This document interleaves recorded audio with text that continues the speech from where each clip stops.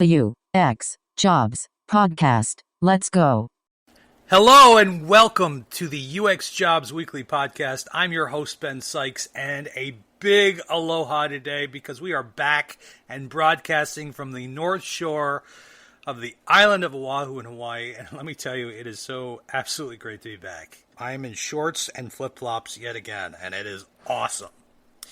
As always, folks, the goal of this podcast is to empower you to find your dream job or project and or to give you enough information to help you transition into this field. And I want to be able to be sure that it's presented in an actionable way. No theory, step-by-step preferred. So today we're going to be talking about going freelance, the pros, the cons, tools, and tips that you need to make it work. But before I introduce you to our special guest, I'm going to run a little exercise by you. I want you to imagine. So just take a minute right now to just get ready to imagine. I want you to imagine that you are standing in a vast green field. It is as open as far as the eye can see. Take a moment and imagine that. Can you imagine it? Now, as you look down at your feet, you see a bow and an arrow. Now go ahead, pick them both up, and I want you to take the arrow and position it on the bow.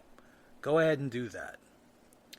Now I want you to pull the bow back with the arrow, and I want you to aim that arrow.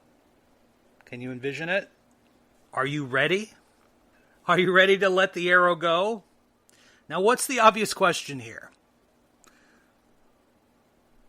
What am I aiming at? Right? Well, really, that's the question that you have to ask yourself, and often. Because if you don't know where your target is, target job, target career, target lifestyle, if you don't have a target, what are the chances you are going to hit it? Now, when you pick a target, you can direct your energy, your efforts, you can create a tangible plan of action to hit it. So pick a target. Even if it turns out to be the wrong one, I've picked lots of wrong targets in my life. Pick a new one and keep doing that. But here's what you are guaranteed. You are guaranteed to miss every time if you don't know where your target is. You can put the bow down. We're back. This is the Greenfield exercise, and this is something I run at workshops and with new designers when we go around the room and sort of talk about, where do you want to be? What's your target career? What's your target goal? Right? Where do you see yourself? And not 5 years or 10 years, but what do you really want to be doing with your life when you're pursuing design? And it always comes down, the answers that I always get are always the same. It's sort of I want to get as much experience as possible, and then I want to go freelance, or I want to start my own agency. I want to start my own company. And with that, I'd like to introduce our very special guest who can help us walk in that direction, Pek Pongpaet. Pek is the founder of Impeccable, a full-service digital studio that employs over 30 people, with clients including Google, HP, Twilio, LegalZoom, Constant Contact, Motorola, and more. And prior to founding Impeccable, Pek has worked for Accenture Technology Labs and for clients like Tesla and the U.S. Air Force.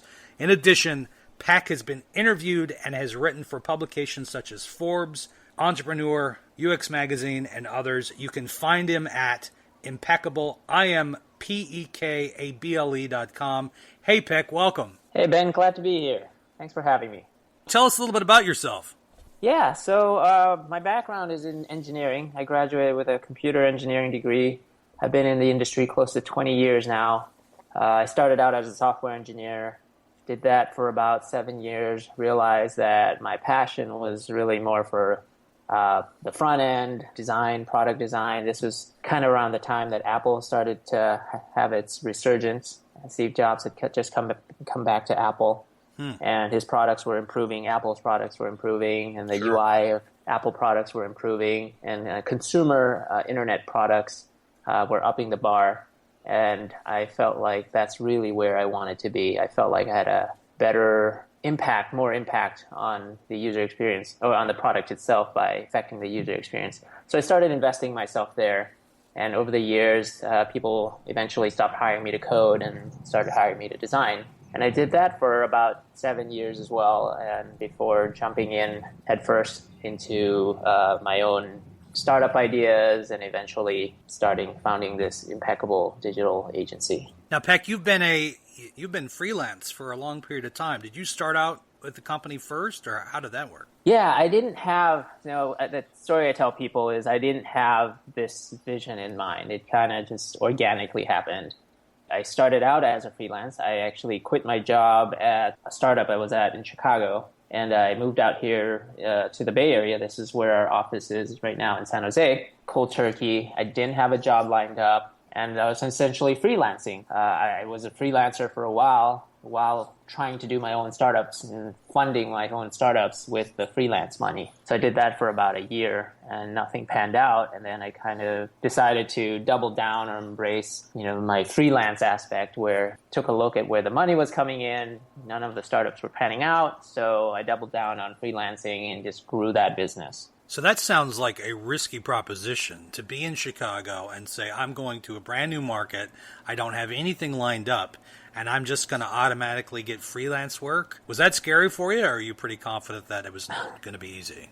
I wouldn't advise that to anyone. And the thing I had going for me is I had established myself in the Chicago market. I had already developed some relationships, and people were propositioning to hire me to do product and UX and design. I basically already had a list of clients when I moved out here. Most of my clients, I would say 90% of my clients when I moved out here were Chicago clients. And I was just doing remote work because I already established a relationship with them. I hadn't started working for them yet, but when I moved out here, I said, hey, I'm freelancing and you guys have wanted to work with me. I'm now available, except now I'm not in Chicago. Some of them took me up on it. So most of I was bringing in money, but Chicago money while living in the Bay Area. So my advice is before you take the plunge, right there is before you quit just cold turkey and say, hey, I want to quit my job and do my own thing, line up the clients, because what you're going to find out is if you didn't do that work,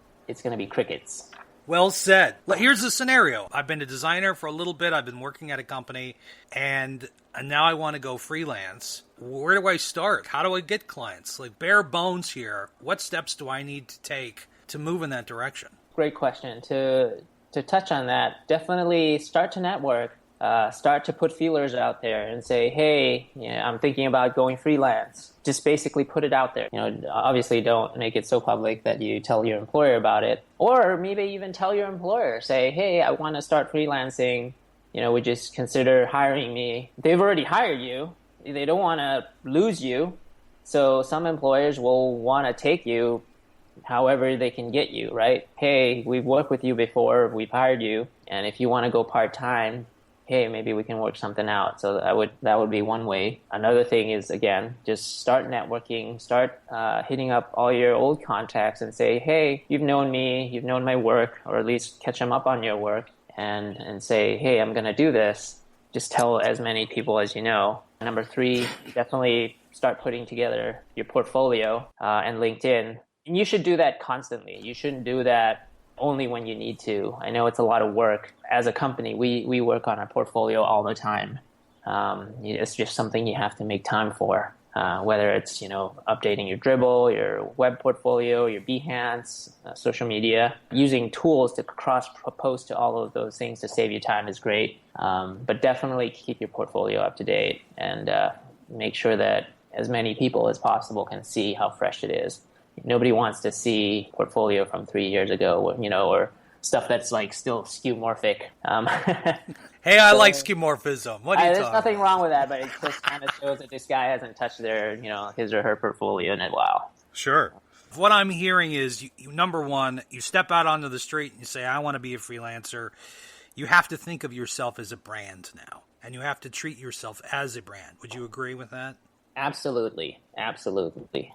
And then the next step is getting the word out. Now, one thing that I found helpful, maybe, to add to what you've already said, is incubators. I walked into an incubator. I forget which one it is. It's over in the Twitter building. and I was working for an existing client, and as soon as other people found out that I was a UX designer, and so suddenly it was like potential client opportunity. Go to multiple incubators in whatever town you're living in. In San Francisco, they're all over the place, and drop off a bunch of cards or go to one of those networking events, which is what you said as well.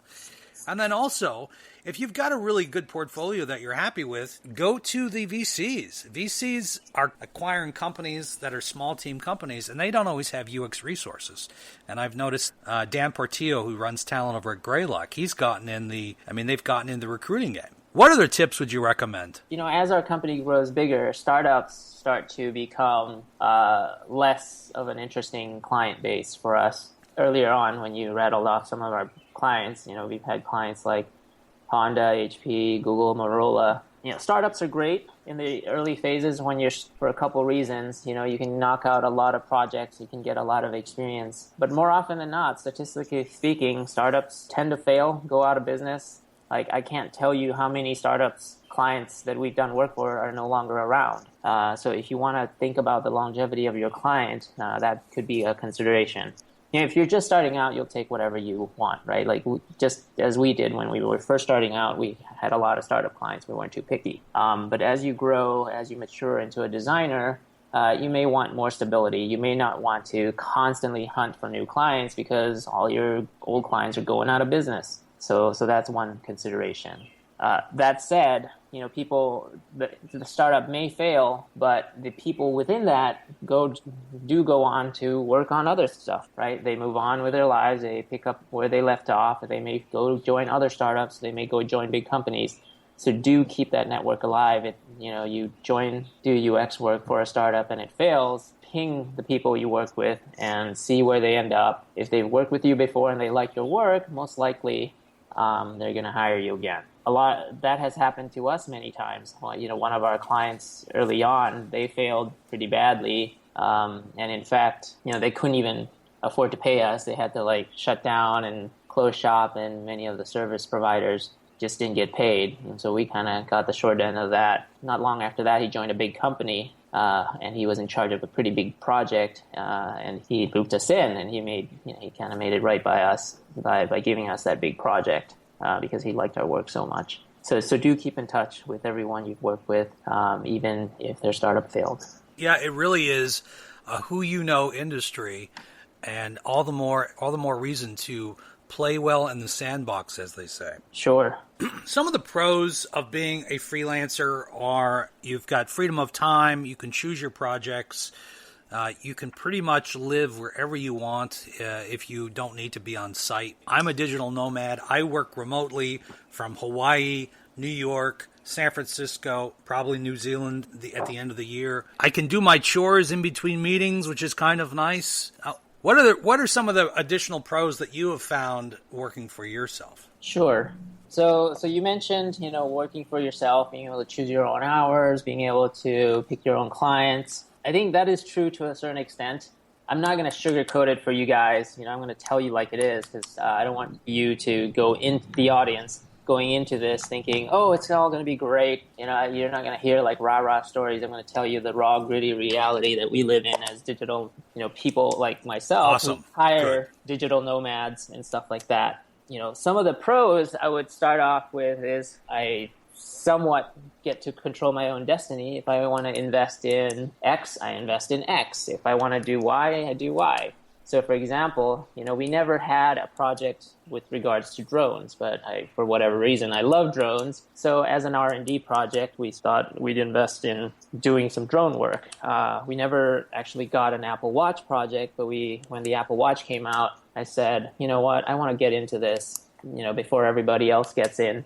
So we started doing design work for Apple Watch. We even worked on an Apple Watch app when the Apple Watch API was still in beta, WatchKit. And out of that, we actually got a real project. By investing in that, we got a real project by a department store who wanted an Apple Watch app. And they looked around in the Bay Area and they saw that no one was doing it except for this one little company that was starting to do it before everybody else. So being able to invest in what you want, when you're freelancing, as opposed to, say, working for another company, that's great. You may have, that said, you may work for a company that lets you do that, which is great too. So that's the good stuff, is being able to decide for yourself what you want to work on, right? Like, hey, I want to focus on Android. I want to focus on mobile. I want to focus on VR. I don't know, whatever it is you want to do, you can choose your own destiny as long as you can pay for it. Now, the reality of, hey, being able to choose your own clients, yes and no. When you have enough work coming in that you're so busy that you can turn down clients, then yeah, you can afford to be picky. But when the pickings are slim, you take whatever you can. So that's the reality. The other thing is, choosing your own hours. So Ben and I are, Ben is a digital nomad himself. It's 11 o'clock here in Pacific, but it's pretty early in Hawaii. So he is being very obliging by accommodating to my hours. And that is truly the reality of being a digital nomad.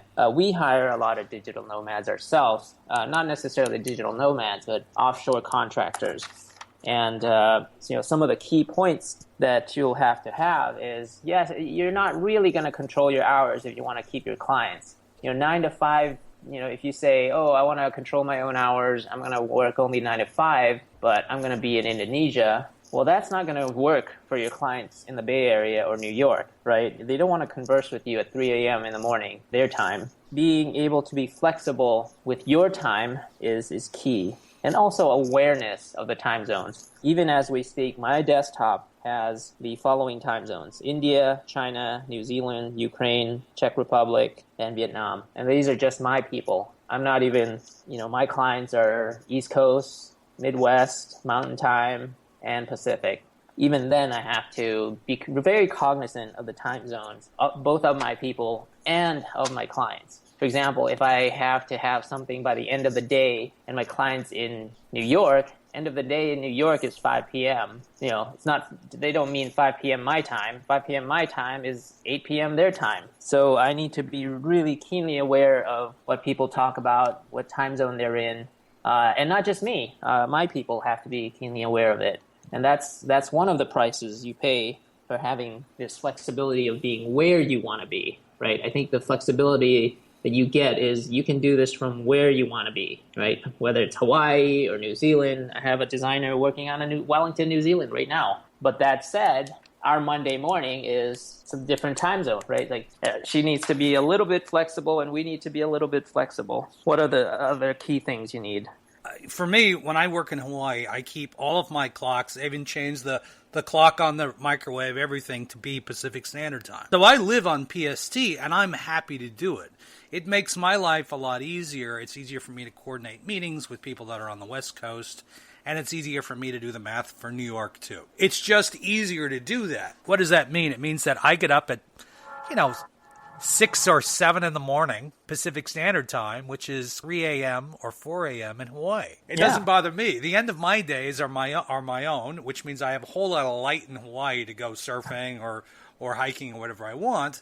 And then my weekends, of course, are ultimately my own. That is a really small price to pay as far as I'm concerned. But it is tricky, and you have to be incredibly diligent about multiple time zones and operating in multiple time zones. And that is actually a skill. It is a skill. It is a skill. Yeah. We young people who haven't worked long with us, they'll dial in and then good morning. Being a UX designer, your user is your client. One of your users is not just the user of the app you're designing, but your user is actually your client. And being aware of the time zone your user is in is one skill. Being able to even just say the right greeting, right? If it's evening their time or afternoon, you should say afternoon. Not just because it's your morning doesn't mean anything to the end user, your client. So that's like you said, it's a skill. What are some additional pros of being a freelancer? I think you get to expense a lot of stuff. I am probably a gadget freak. I would classify as a gadget freak. We have at least 3-4 smartwatches in the office. We have drones. We have tablets. We have beacons. We have, no shortage of high-tech devices, all of which, have some business use. So we get to expense all that. Now, if you're an employee and you buy all this stuff, that's probably not expensible. But since this is all work related, we get to expense all this stuff. So that's one pro of being a freelancer is, a lot of business expenses you can write off. All the camera gear that I buy, all the VR headset, the Gear VR camera, which I've been testing, all of that is all itemized and expense when I file 1099. Sure. Yeah, there just has to be a legitimate business purpose to it. We've done drone research. We've programmed. One cool example that we've done is we've written an Apple Watch app to interface with a drone so that you can control the gimbal and the rotation using the watch accelerometer. So that's pretty cool. That is very cool. Yeah, we even have a video around that. It's done pretty well in terms of social media, kind of very Tony Starkish. To that point, yeah, you get to expense a lot of stuff that's kind of business related that you otherwise wouldn't. What about having a boss? Like one of the things that people, they're like, I am my own boss. I mean, with that, you have to manage your time incredibly well, and you have to have some discipline. What can you say about that? The irony is having your own business means you trade in one boss for as many bosses as you can handle, and they're called clients. If you're okay with that, that's a pro. If you can fire your boss. If you don't like a particular client and you're doing okay enough to absorb it, you can fire that client and say, I don't want to deal with this guy. Sure. So you can kind of just say, hey, we can't work with you. So you have that ability. If you have one boss, then that's a little tough to do unless you've lined up another boss. It's not all peaches, and we're going to get into the cons of working freelance. It's not all rose-colored glasses at all, but would you, if you had the option, would you go back and work for a company? That's the thing. It's like, as much as I bitch and moan about it, I wouldn't have it any other way. The pros for me outweigh the cons. And that said, there are many cons, right? Like the multiple time zones, working around client time, working around our contractor time, having multiple bosses, like I just mentioned, crazy deadlines, not just from one project. If you work for a company, you may have one project that you're working on. As a freelancer, you may take on multiple projects simultaneously, and let's just say they all come due at the same time. You'll have those times. Those can be hectic as well. But that said, you do have, if you're planning to be a digital nomad, you can be doing this in Hawaii, in Thailand. One of our employees she really wants to get some travel time in. And next year, she plans to go to Thailand, to Vietnam, to Taiwan, to Japan, a few other countries, for 6 months. And that's okay with us because 2/3 of our team is already remote. What's another person, right? So that's one of the benefits. But with that, there are certain things that you have to do to be able to accomplish that and make it work seamlessly. Some of the other cons that I found personally are, it can get, if you're by yourself and you've got a deadline, you're going to be in a room for however long it takes, which, you can get cabin fever, which is not a big deal. Cabin fever, and then you walk out onto the lanai and you're in Hawaii, so that's not too bad, but it can get a little lonely, and it's a lot less collaborative than actually meeting with the team around a whiteboard. What do you think about that? Yeah, for that, one of the required skills for remote people, is responsiveness and communication. We expect our people to have Slack and the tools we use on their phone because we may want to, if you're remote and you don't communicate, that's a problem, right? You can't have it both ways, right? You have to, if you're remote, you have to be responsive. You have to have some overlap with the team you're working with. I'm not saying 8 hours of overlap, but there's got to be some overlap with the team you're working with, because if they have a question, they don't want to wait 12 hours or 6 hours to get the answer, because otherwise it's too late.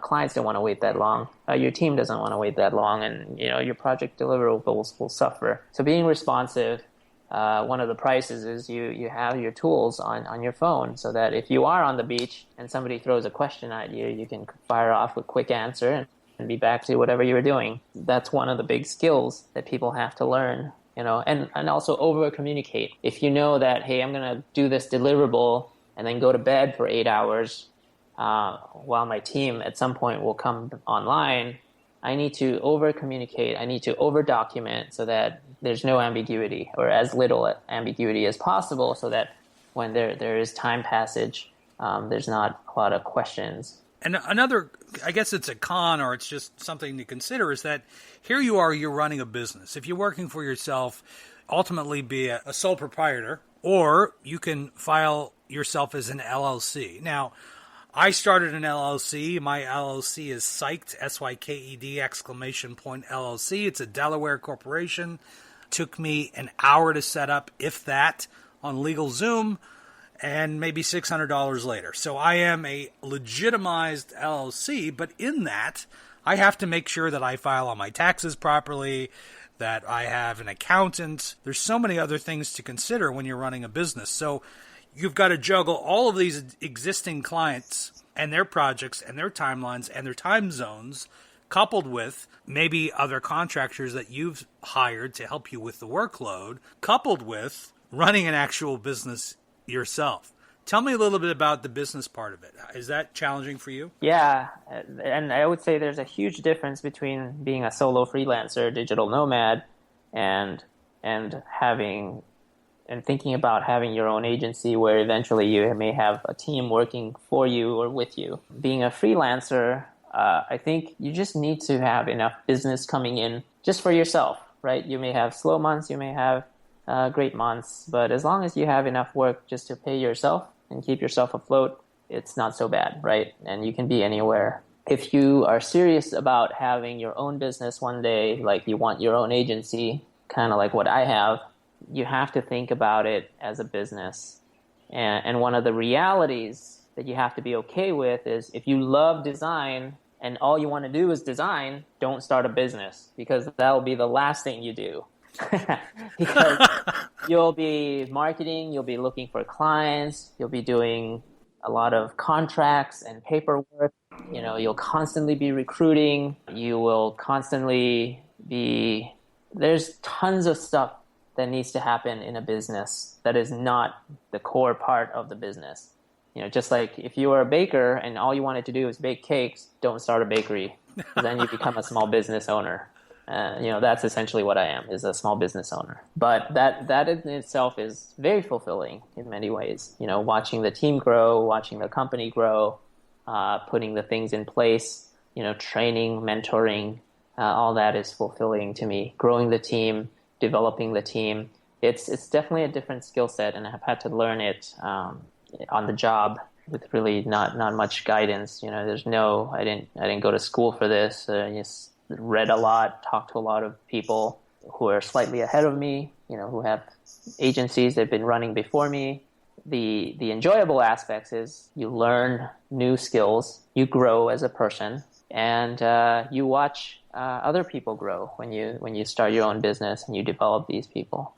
So Pek, one of the things that I found being independent or being a freelancer is that location is everything. Now, I am based in San Francisco. I have a 415 phone number. I have an address in San Francisco, but I also have a New York address. I also have a New York phone number. I also have a Hawaiian address and Hawaiian phone number, and I can set that up in any country that I go to, whether I use Google Voice through a new Gmail account within the U.S. only, or I spend the extra money to set up a virtual mailbox. Google that, folks. Virtual mailbox.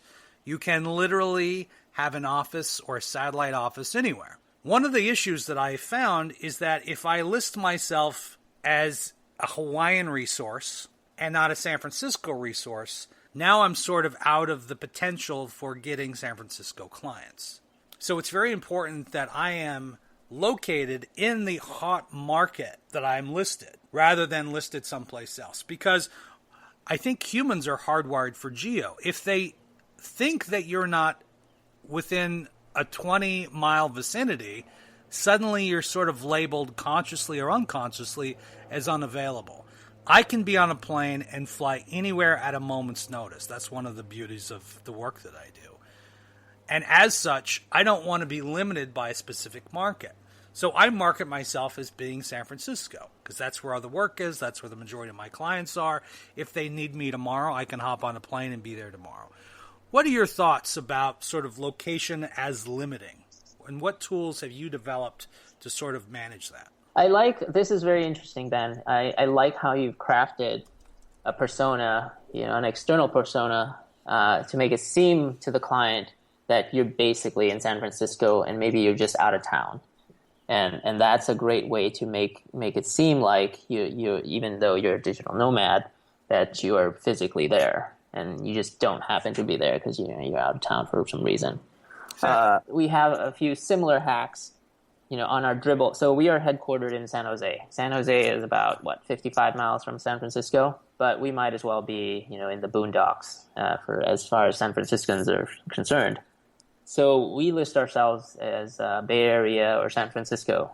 So on our Dribble profile, you'll see our listing as San Francisco. Our Behance will be San Francisco. Even what we've done too is we have we work out of a co-working space. Our two listings for the Bay Area are the same co-working space, but the San Francisco office, because it's very easy if a client wants to meet. Since I already pay for that membership, it's very easy for me to just go to that San Francisco location and schedule a conference room there and just say, this is one of our offices. By listing ourselves as being in the heart of where the action is and where all the business is concentrated, that makes us more searchable, right? Like nobody is searching for designers in San Jose, or rather the search volume is much greater, for designers in the Bay Area or San Francisco proper. Sure. So those are some of the very similar hacks we do. Getting yourself, a local number, 650 for me. I still keep my Chicago number, but I also have a 650 Google Voice number. And it's pretty easy these days to just get any number for any location. If I wanted to be more hardcore about it, I could get one of our remote workers is in Las Vegas. One of our remote workers is in Fort Collins. Actually, we list Fort Collins, since I pay for a co-working space there, we list as one of our addresses also a Fort Collins address. So technically, we do have an office. We have a one-person office in Fort Collins. And if I wanted to go hardcore about it, I could get a Fort Collins number as well. So those are some of the things you can do. Slack is a big component of our communication. Our offshore team, many of our offshore team prefer Skype. So we use a combination of Skype and Slack. The engineers, remote engineers, tend to prefer Skype. Actually, the voice quality of Skype is superior to Google Hangout, so sometimes we will switch to Skype for voice. Trello is also used to manage some projects. We use Jira. We're starting to use Confluence as a wiki. Google Apps, of course. One of the great things we do is, when you get on Google Apps, the Google Calendar. I live and die by my Google Calendar. I put stuff on my calendar. And I tell my team how to look at other people's calendar on their teams, because if they want to schedule a meeting, they need to know who's available when. So if a team member wants to loop me into a meeting, a call with a client, they just need to look at my availability, and you can see that by adding others' calendars in Google Calendar. Another hack that a lot of people don't know is in Google Hangout, you can dial them in, not just via email. So if I'm on the road and I'm driving and I can't get to the phone or get to my computer, it's really hard for me to join a Google Hangout. So what I'll do is I'll ask people to dial me in while I'm driving, and I just take it via the Bluetooth in my car, and that's much nicer. So there's a way to add someone by calling them in via Google Hangout, and it's pretty easy to do. There's like a little keypad icon there, and not a lot of people know that because the UI it's a little buried, but we use that quite a lot as well. Very cool. As far as designing, what tools do you prefer? From like low fidelity, I'm a big Balsamic, to Sketch, to Zeppelin. That's kind of how my workflow works. How about yourself? Yeah, I used to use Balsamic quite a lot. Nowadays, I don't do much design, and if I do wireframe, I just do it in pen and paper, and then I give it to one of my designers to execute. But we do wireframing in Sketch as well now. We do high fidelity mockups in Sketch. We'll take it to InVision. We try to get our clients to use InVision to leave comments and stuff like that. Not all of them do, but the ones that do, that's great. And then once it's ready to be handed off to engineers, we use Zeppelin for that. So we use Zeppelin as a handoff tool, the speccing document. I think that's great. We pay for that. Love it. Yeah, and another tool we recently started using is Principle. So Principle is an animation tool, and not all of our clients care about animations, but for the ones that do, we use Principle to kind of present animations. That's really cool as well. So let's talk about portfolio, right? Portfolio is everything. It's really a showcase of your work. It's your brand. It's your calling card. How important is portfolio to you? Very important. I think a lot of our clients, we have, especially for young designers who don't have the big clients yet or the client work to showcase, it's even more so to build your own portfolio. And if you don't have clients, make up clients. Just take on personal projects and do pick up a project and make up your own portfolio that way and build your own portfolio that way. You could redesign Chase, you could come up with a social networking app, you do whatever, but have a story to tell, show your work somehow. And if it's not via clients, then it's via your own personal projects, and that's totally fine. As long as the quality is good, that does hit a check mark. Pek, I think that's incredibly valuable. That's one of the questions I've gotten from early designers that get out of General Assembly or some other schools. They say, well, I've got some class projects, but how do I get more portfolio pieces to get the work? If I can't get the work, to get portfolio pieces. And it's really what you just said. It's go ahead and create it. Like, what does Zipcar look like with gamification? What does Pinterest look like with a wedding registry? Go ahead and design those things. I mean, you remember before the Apple Watch came out, I think there was a guy named Todd Hamilton who came up with his own prototype of what the Apple Watch. It was like 4 screens. Yeah, that is basically your portfolio right there. And nobody asked him to do it, right? He just took it upon himself to do it. And that's, I think, the big differentiator between someone who's waiting for the job to happen and someone who's taking charge and making it happen. Totally agree. And I remember in the early days, for me, trying to get new clientele, I would see a website or I'd see a web property or an app, and I thought, man, I can do this better. And then I would redesign, high fidelity, at least 4 or 5 screens, and then I would send that with a proposal letter. Here's some of the screens. Give me a call if you're interested.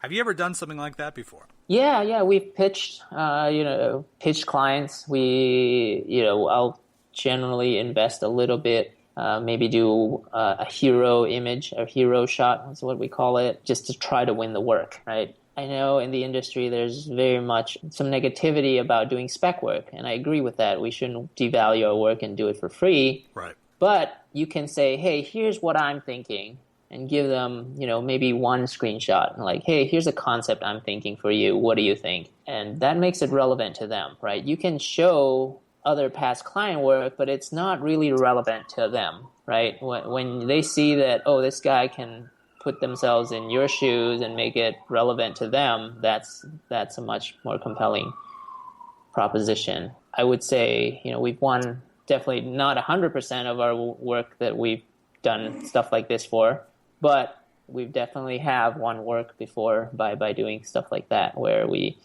put together a concept, a single screenshot or so, and say, hey, this is what we're thinking, or this is how you could improve, or to do that.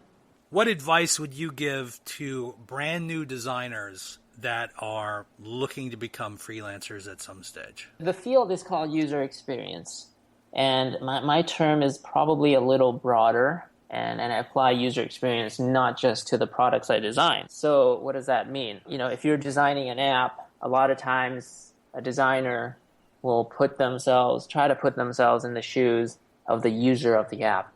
And they may do a great job of that, and that's great user experience. But that's just one window or aspect of user experience.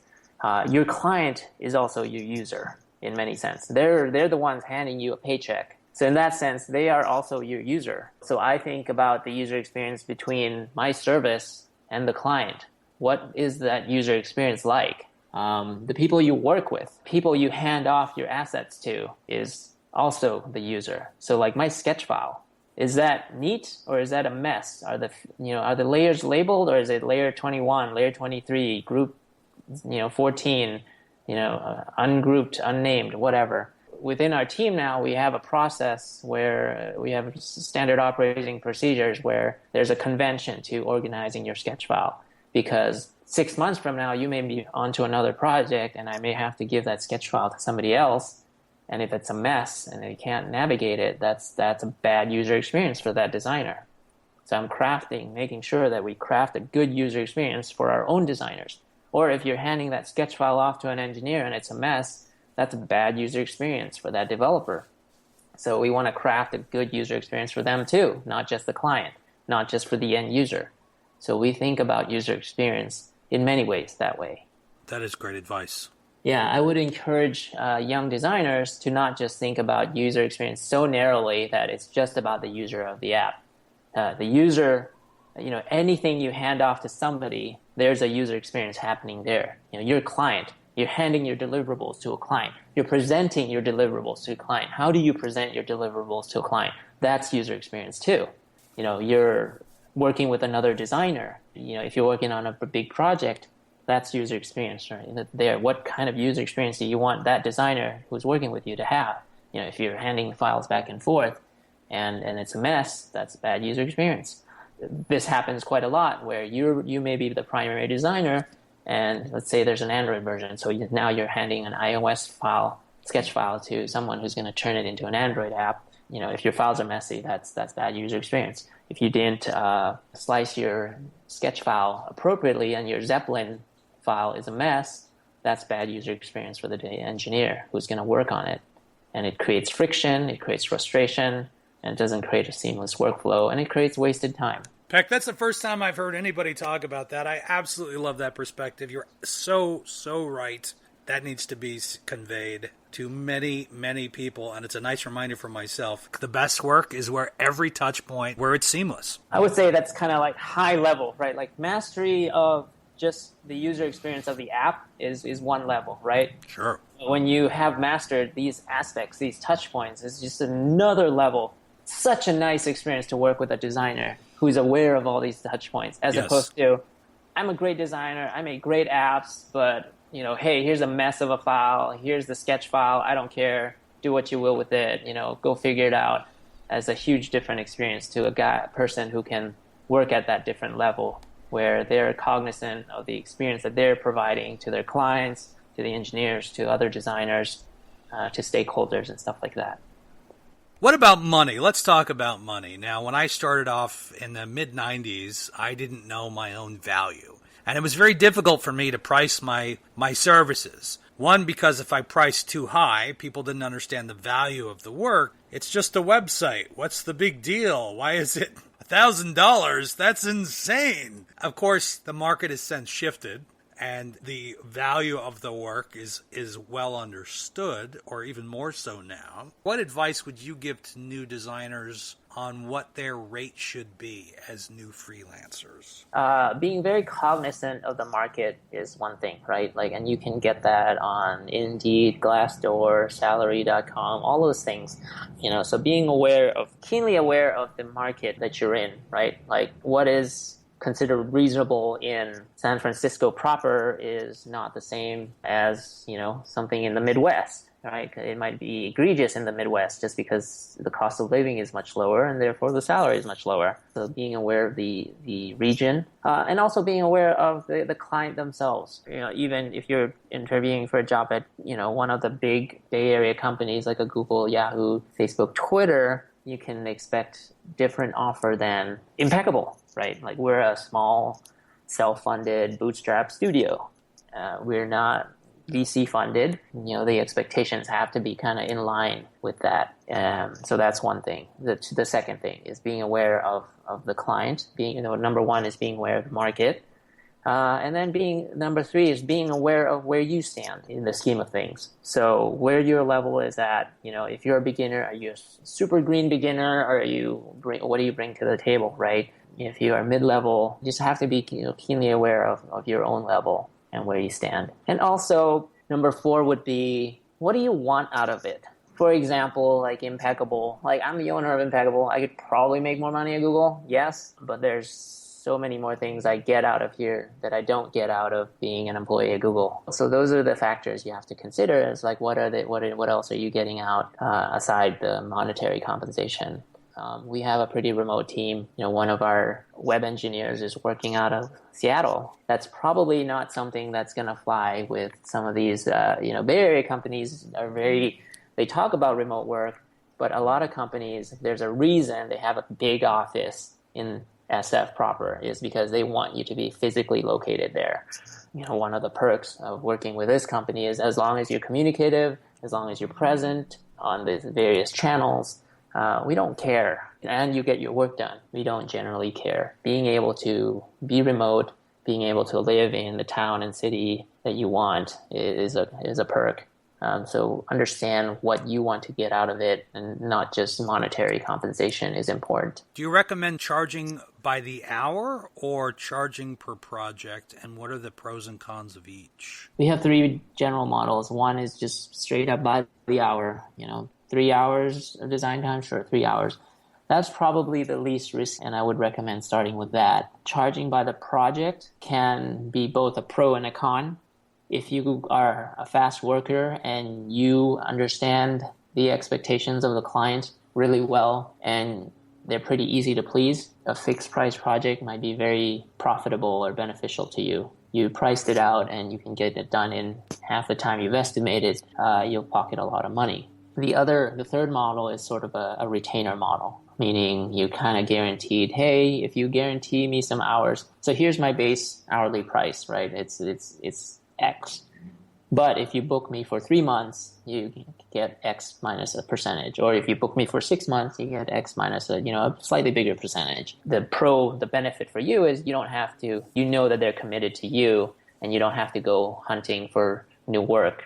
If you charge by the hour, we have clients who we charge by the hour, and it's because they have no idea of how much they want to use you, right? They may use you 4 hours one week and 20 hours another week and maybe like 36 hours another week. So it's like very highly fluctuating, and that can cause a lot of stress for an individual. So you may want to figure out a retainer, right? Whether it's maybe a weekly retainer. Hey, here's my weekly price so that I don't have to worry about this week. Work is going to be low. Or you may say, hey, here's my 3-month price. Here's my 6-month price. And then that way you kind of warded off that stress a bit. That's how it really depends on the comfort level of the person. Now, what happens if a client or potential client in negotiating phase says, we want to offer you a large chunk of equity in exchange for your rate? Again, that is your comfort level. That is your own personal risk tolerance. I would say we've done very few of those. Let's see. Here's my own experience, the Impeccable experience. In the past, we've designed for clients who've gone on to be acquired by Google, by Dropbox, by Airbnb, by LegalZoom. We only took in cash for that. We really could have used, gotten our hands on some pre-IPO Dropbox shares, for example, right? That wouldn't have been nice. Sure. IPO Airbnb shares, whatever. So in the following year, we said, okay, we're doing a little bit better. We can afford to take some risk for the clients that we think might have some potential. We may discount our services and take some equity on just some, right? Not a lot. So we did that, and this was in 2015. And I can tell you right now, at least 2 of them have gone out of business. Another one is kind of in zombie mode. They're still around, but they can't raise money and whatever. And the other one is doing okay, right? Like, I don't think they're just humming along. I don't know what I'll ever see out of that, right? Maybe something in the in the next 5 years, maybe something will come out of that. Who knows? I wouldn't count it, right? If you need the cash now, don't do it. Statistically speaking, it's like a lottery, right?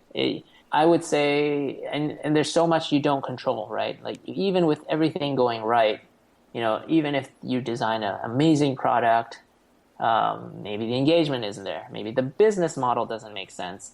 Maybe they don't, maybe they're not able to get the next round of funding that they need. So many things can go wrong. So many things are out of your control. I would say unless your risk tolerance is up there, probably don't do it.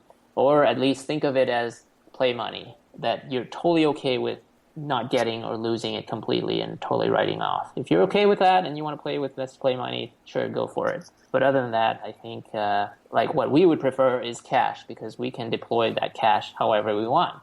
We can use that cash to bootstrap our own ideas. So if you have your own idea for your product or project, unpaid, then you can use that cash to do that. But if you take it as equity and someone else's equity, then you kind of lose some of that control. I'm sitting at home, the phone rings, someone calls me and says, hey, I'd love to use your services as a UX designer. I hear you're freelance, or I saw your portfolio, or whatever it is. Typically for me, it starts with a phone call. On the phone call, I have a certain set of questions that I ask. Do you have designers currently? Are you guys funded? What problem are you trying to solve? I ask all the questions that I need answered to determine for me whether or not this is a client that I want to pursue moving forward with. If it is, then the next step in my flow is I schedule an in-person or video conference for an hour. I start to requirements gather, enough for me to create what's called a statement of work, or an SOW. What services would you want me to provide, and at what time frame? And once I get all of that information and I really understand, after the meeting is over, then I write what's called a statement of work. And I have a template that I use, which clearly maps out all the parts and pieces, the estimation of time, who's involved, payment arrangement. I like to be paid in thirds, some amount at the very beginning, some at a halfway point, which we determine together, and then a final third at the end. I send it off for approval. They make adjustments to it. I sign it digitally. They sign it digitally, and then we set a start date. And I find that if I don't have something defined, or I don't have something signed, I really increase the risks that I will not actually get paid either on time or ever. What are your thoughts there? I follow a very similar path. And, to that point, though, even if you have a signed contract, I've had clients pull out and not pay us. So, it is a piece of paper. It only offers as much protection as I think the trust and the behavior of the person. Because ultimately then, if they don't pay you, then you got to decide, well, how much money what's at stake? And then I have to engage a lawyer and pay them. If the cost of doing that is equal to or greater than the amount in question, then I'm like, really, it's a lose-lose situation, right? And then my only recourse is just to keep nagging them and then blacklist it somehow. That said, I don't start anything until there's some sort of written commitment. For long-term clients where I've worked with them before and I know they're good for the money, I generally will, if they have a rush project and they were still working out this, trying to get the signature, I'm flexible enough to just go ahead and start. And they do appreciate that, and it's usually worked out. Hey, the budget is in the process of getting approved, but hey, this is due, in X amount of weeks, and if we didn't get moving, if I've worked with them before and we have a history, that's fine. If I've never worked with them, nothing gets done until there's a signed piece of paper and a deposit. Especially with new clients, for new people, I would strongly recommend definitely getting a deposit, especially if you're working with startups, because you never know what's going to happen. You never know if they're leading you on about their finances, so I wouldn't risk it. Definitely requiring a deposit is a marker or indication of at least, some sort of level of seriousness. I do follow pretty much very similar to what you do. If I have a client, I try to categorize them in terms of, whether it's a small opportunity, medium, or big. And if it's a medium or big opportunity, even the first contact, I would like to meet them in person because, I think that just sets the tone of the type of service we want to provide is, very hands-on, high-touch, quality service, right? And plus you have that level of trust. If you never meet the person, don't ever want to meet them, and they're just you treat them as a very transactional relationship, I think that doesn't engender trust and a level of more beyond that, right? Like I think people want to work with people they know, people they feel comfortable with. If it's a big enough opportunity for me, I'd like to meet them in person, definitely, and create some sort of rapport. We have enough coming work now that what I do is, you ask all these questions. we ask all those questions too. What we've done is we've gone a step further and we created a Google Docs form of this questionnaire. The reason for this is so that it's a process, right? Like I may forget to ask certain questions, but if I have a questionnaire in front of me, I know I need to ask all these questions, right? Like same thing with you. Like, hey, are you funded? What type of service do you need? So one question is like mark all the services that apply to your project. Do you want user experience design? Do you want UI design? Do you need a website? Do you need a mobile app? Do you need a tablet app? Mobile website, does it have to be mobile responsive? Do you need logo? Do you need an app icon? Do you need branding? Do you need front-end development? Do you need SEO? So on and so forth, right? Like people sometimes assume, and if you assume incorrectly, then you've misquoted your project. So you're like, oh, I thought the UX included the code. And I'm like, no, that's a separate project or separate amount of work. Other things we ask other than is this the timeline. Like when do they call you and say we need this done by Friday? I'm like, oh well, okay, that's one expectation. Also, another important thing is the literacy of your client, meaning are they technical? Have they worked? You want to understand if this is their first rodeo, right? We work with first-time entrepreneurs or non-tech entrepreneurs sometimes. And, they don't even know what wireframes are. We give them wireframes. Like, why is this in black and white? You have to understand the literacy of your audience as well. So that's a really good point. Have you worked with a tech product, tech company before? Have you worked with a design agency before? Do you understand what the deliverables are? Right? Like, they send them, we got our own engineer. Okay, well, we're going to send you a sketch file. That's our deliverable. What's a sketch file? And this engineer's never heard of Sketch. So those are the things you have to establish because they were expecting something else. An engineer may expect all the assets to be pre-sliced and pre-exported for you. Who is the decision maker? That's one mistake I made very early on where we dealt primarily with the CTO in the beginning, and the project was pretty much almost done. And then the CEO comes in and he's like, I don't like this. This is all wrong. And then the CTO is like, well, I defer to the CEO. Well, the project's already been signed off. Everything's pretty much done. And we had to restart the project all over again. Wow. Because the key decision maker was not involved until the very end. And that was a huge mistake. So now we learn, like, okay, who are the decision makers? Who can veto all this? Well, they need to be involved early on or every step of the way because you don't want to eat that cost. You were made to believe that somebody was responsible and then they don't have any decision-making power. Specific brand guidelines, for example. Do you have, if you're working with a big company with an established product, you need those brand guidelines or design guidelines, color schemes, all that stuff. You need logos, the right stuff. These are just some of the questions. So, as you get working, you kind of learn all these things that you have to ask. So what we've done is we have a new project intake questionnaire.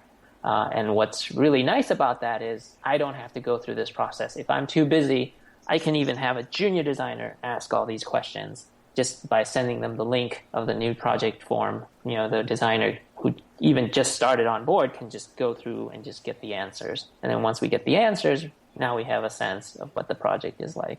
I think that is so, so important. It sets expectations with the client. It makes it easy to disseminate. Great feedback. Yep. Pek, it has been an absolute pleasure to have you on today. The advice, the tips, your experience, phenomenal. And it's going to help a whole lot of new designers. It's definitely helped me. I've already been taking a few notes. Thank you so much for making the time to come on the UX Jobs podcast. Is there any website that you want to plug or are you hiring designers? Where can we go to find out more about you? Sure. Impeccable.com, IMPEKABLE. We have a pretty active social media accounts. Our Twitter and Facebook are pretty active, and we're also on Instagram. Find us all there. For new UX designers or designers getting into the industry, we started a new program. So aside from our client services, we started learn.impeccable.com, where now we are sharing our craft in the form of workshops and boot camps and stuff like that. We have sketch workshops, we have principal workshops, app development workshops now. Right now, it's all local in the Bay Area. If you're interested, go to learn.impeccable.com, sign up for the newsletter, and we can update you on upcoming workshops. We have them both in the South Bay and in SF. And actually, we're also going to have some in our Fort Collins, Denver location as well. So if you're interested, we have some evening workshops, we have weekend workshops. to fit people's schedules. And that's probably the best way to maybe get your feet wet. Learn.impeccable.com. But other than that, we'd love to hear about you from impeccable.com or follow us on Dribbble. Just now starting our Behance. Keep an eye out for that. And you can always reach me on Twitter, Pek Pongpaet, and then Pek at Impeccable. And if you can't remember that, just go to Impeccable. There's a little chat widget that goes straight to my Slack, and you can chat with me there. Thank you again. You've been a phenomenal guest. It's been great to have you. And folks, there you have it. Another one in the can. As always, you can find us on uxjobs.io or on Twitter at IA_UXjobs. We will see you next week. Thank you. Thank you so much for having me, Ben. It's been a pleasure.